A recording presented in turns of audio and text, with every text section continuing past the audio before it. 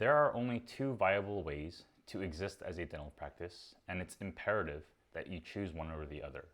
The first is to be cheaper than the rest, to have patients look at you and perceive you to be the same as everyone else, yet you happen to be a little bit cheaper, and that's going to be the basis and the reason for why they come and visit you and choose you. The other way of being, the second way, is to be better than the rest, to have patients look at you and perceive you among the competitors to be the choice, to be offering dentistry in a way that they believe is more right, that they believe is better, and therefore choose you.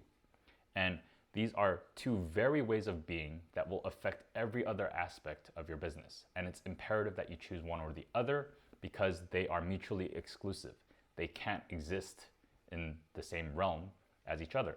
So the practices that struggle are in fluctuation between the two. They try to be better, yet they're looking at things, ways of being that is supporting a cheaper path, and vice versa. So when you choose one or the other, you have a chance of winning, a chance of actually becoming what it is that you seek and attracting patients that way. So let's take a look at it. If you choose the path of becoming the cheapest, that means you're going to be looking at economies of scale, of working out favorable conditions with vendors for scale, of looking at cost structures, of margins and lifetime value, and maximizing all these things. And it's going to affect more than just the patients, more than the reason that they're going to come. Well, of course, you're going to attract patients who want average dentistry, who want things just a bit cheaper, who are price sensitive, who care less about the actual dentistry itself than to get rid of the problem. And you're also looking at team members, people who just want to do the bare minimum, who you're going to have to churn a lot of, to onboard quickly, to always be hiring and working with people who are just there to do the bare minimum, and so on and so forth. So many things get determined by your decision to become the cheapest.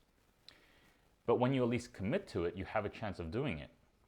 A lot of people choose this path, yet they also choose the path of better, or vice versa. They choose better and then they try to go for cost structures and pricing that is lending themselves to be the cheapest, and that doesn't work out. But when you commit to it, you can be like Amazon. You can figure out the infrastructure, the network. You can figure out all the relationships and the cost structures and economies of scale there, and hopefully win the race of becoming the cheapest. It's a race to the bottom, but for a while you'll still reap the benefits of that.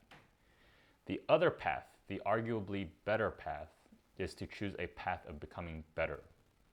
One where you attract patients who care about dentistry, who want to be proactive, who are willing to drive a little bit further because you're a better choice, who are willing to jump through more hoops, who are willing to pay more, pay a premium because they understand and they see the value of dentistry.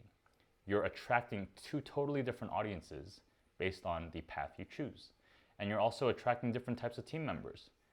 People who are committed and want to do more for the patients they seek to serve.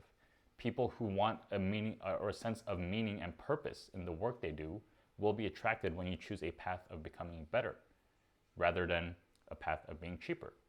You get to increase profit margins. You get to make more of each transaction so that you can support the movement and the mission that you have of providing better dentistry, and so on and so forth.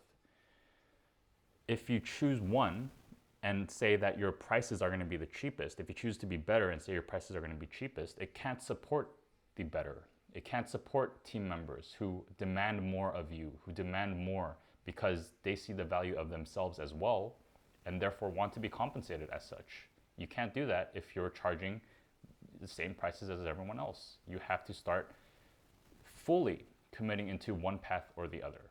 So it's imperative that you, as soon as you can, choose the path. Which path will you be on? Will you be the dental practice that is choosing to be the cheapest, the one that is going to provide average and status quo dentistry to people who don't care, who just want to fix their problems at the cheapest cost possible?